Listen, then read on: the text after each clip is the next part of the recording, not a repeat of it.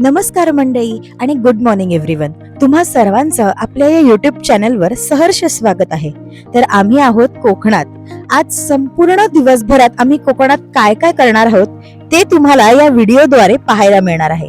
त्यामुळे संपूर्ण व्हिडिओ नक्की पहा.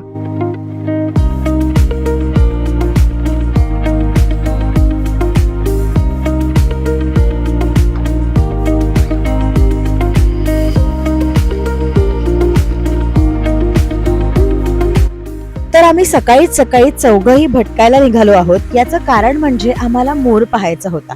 मुंबईकरांना तरी ना मोर पाहणं ही खूप मोठी गोष्ट वाटत असते, कारण मुंबईत झू शिवाय सहजासहजी मोर आपल्याला पाहता येतच नाही.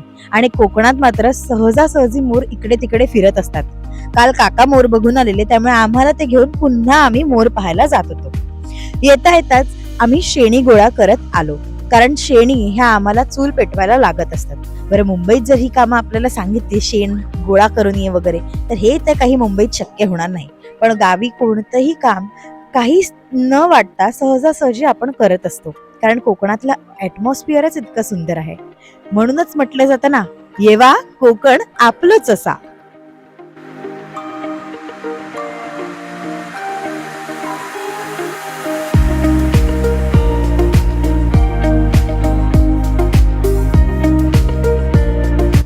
मस्त सकाळी सकाळी फेरफटका मारून आल्यानंतर आम्ही सगळेच जण बसून चहा पित होतो. सगळ्यांबरोबर जेव्हा आपण चहा प्यायला किंवा नाश्ता करायला बसतो ना, त्याचं स्वर्ग सुख असतं. आणि हे फक्त ना आपल्या कोकणातच अनुभवायला मिळत असेल, कारण मुंबईच्या ना एकदम धकाधकीच्या आयुष्यात आपण सगळेच इतके बिझी असतो ना की फॅमिली टाइम हा मिळतच नाही. त्यामुळे कोकणात जा, मस्तपैकी फॅमिली टाइम एन्जॉय करा.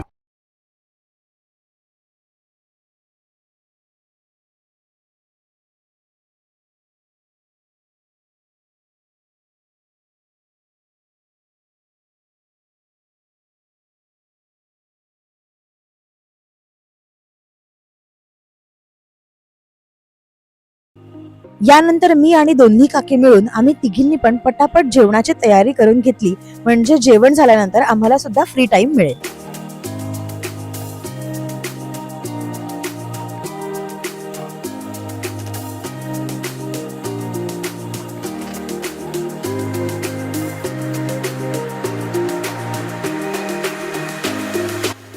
आणि तेवढ्याच वेळात तांबे काका आणि रोहित इथे चेस खेळत होते. दुरी काकांकडे ना चेस, बॅडमिंटन, कॅरम आणि बॅटबॉल असे सगळ्याच प्रकारचे खेळ आहेत. त्याच्यामुळे ना आम्ही दिवस रात्र खेळत होतो, जेवत होतो, खात होतो, पित होतो, मजा करत होतो.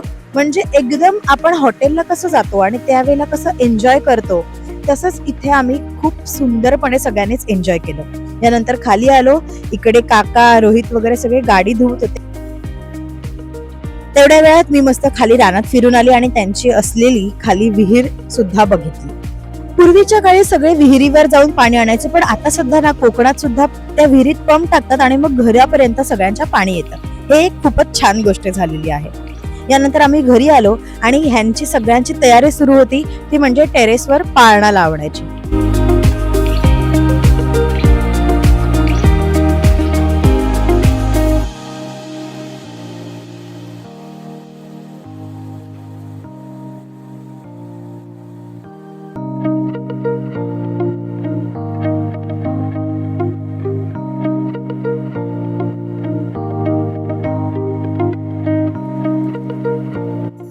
यानंतर खरी मजा चालू झाली ती पाळणा लावल्यानंतर. सगळेच जण त्या पाळण्यावर बसण्यासाठी अगदी तुटून पडले होते. पण हा, सुखही काहीतरी वेगळंच होतं. पाळण्यावर बसण्याची मजा काही वेगळीच येत होती, जी मुंबईत कधीच येऊ शकत नाही. कोकणातली मजा ही कोकणातच येणार.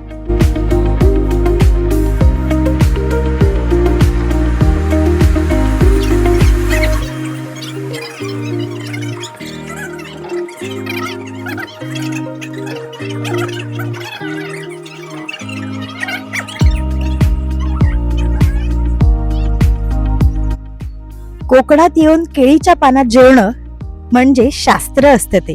कोकणात आलो आहोत आणि केळीच्या पानात एकाही दिवशी जेवलो नाही, असं कधी शक्य आहे का? मुळात केळीच्या पानात जेवणही जास्त जातं. सगळेच जण मस्त पोटभर केळीच्या पानात वाढलेलं मस्त जेवण जेवलो.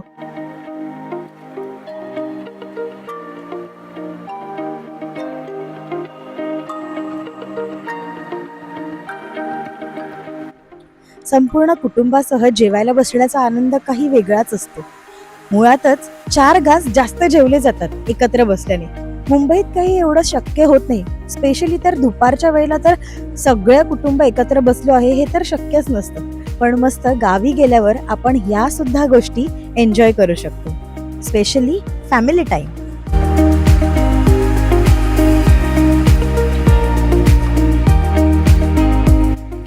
दुपारी मस्त एक झोप काढली आणि संध्याकाळी कॅरम खेळायला बसलो.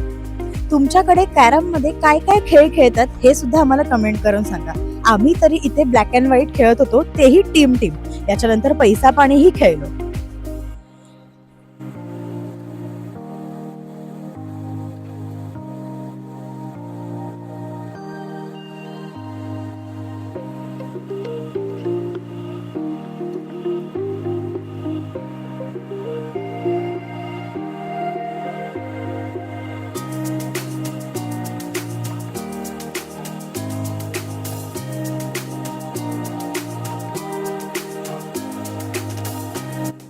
आहा हा हा हा, हे आहे खरंच स्वर्गसुख.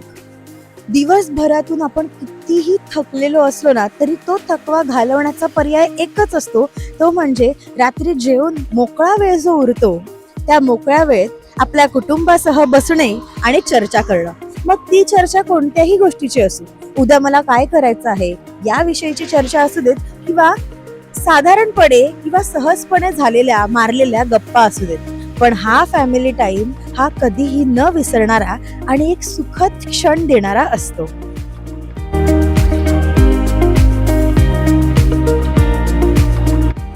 आता आम्ही सगळेजण झोपणार आहोत, पण तुम्ही सबस्क्राईबचं बटन दाबल्याशिवाय जाऊ नका. भेटूयात पुढच्या व्हिडिओमध्ये आम्ही काय काय मजा करणार आहोत ते पाहण्यासाठी. तोपर्यंत बाय.